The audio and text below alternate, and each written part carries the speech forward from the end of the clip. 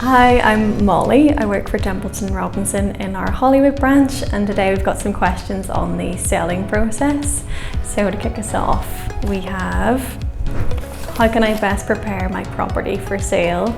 So our top tips would be to clean and clear as much as you can from the house. So clear away any clutter, any items that you can put into storage, just to create as blank a canvas as you can in the house. It'll just help viewers to visualize themselves in your home a bit easier.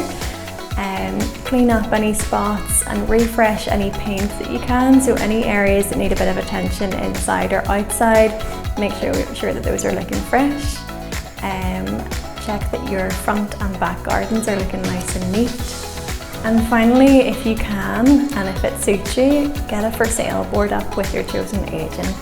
This will just really help kick off the property as best you can.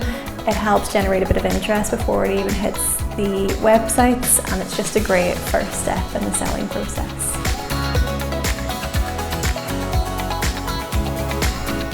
Okay, so on average, how long does it take to sell a house? So generally after 2 weeks of being on the market, you'll have a pretty good idea of how things are going. You should have some interested parties or even offers by that point. And then on average, after 3 to 4 weeks, we've secured a buyer. After this point, the property takes about 2 to 3 months on average to sell, so to go through the conveyancing process. So it can be done pretty quickly. Is an accepted offer legally binding? So the short answer would be no, it's not. Up until the point in conveyancing, so right at the end, when contracts are exchanged, so when you've signed and the sellers have signed, up until then it's not legally binding, but past that point you are both bound to complete the sale.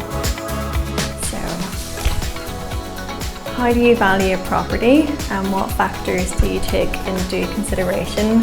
So whenever we go out to value a property, we'll take into account the size of the house, so how many bedrooms and reception rooms there are, and whether there's a garage or parking available. We'll also take into account the location, so how popular or desirable an area it's in. Also the condition of the house, so whether it's been fully renovated recently or if it's in need of modernisation. And then finally what the seller's position is, so if they're looking for a quick sale or if they're not in any huge rush, that'll affect what we market the property at. How is a completion date chosen? So this is something that we would encourage both sellers and buyers to be open about before the property is agreed. So during the negotiation phase, it just makes the whole buying process a bit smoother. But once you have gone agreed, if circumstances change and you need to renegotiate the completion dates, that can be done either through the solicitors or through ourselves as the agents. Yeah, it's just something that both sides need to be open and honest about.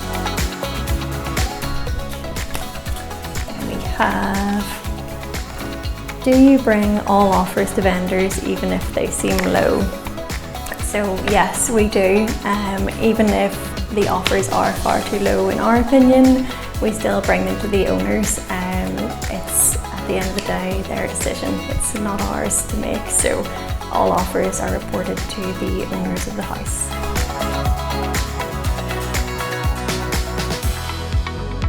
Okay, so the last question we have is now the best time to sell? So the summer months are always a good time to sell a house. The garden looks its best and the sun's out.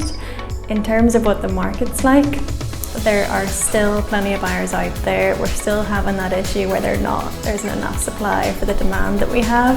So there's still far more buyers than there are houses available at the moment. So yeah, now is a great time to sell. That is it for today. If you have any other questions, please either drop into one of our offices or give us a wee call and we'd be more than happy to answer them.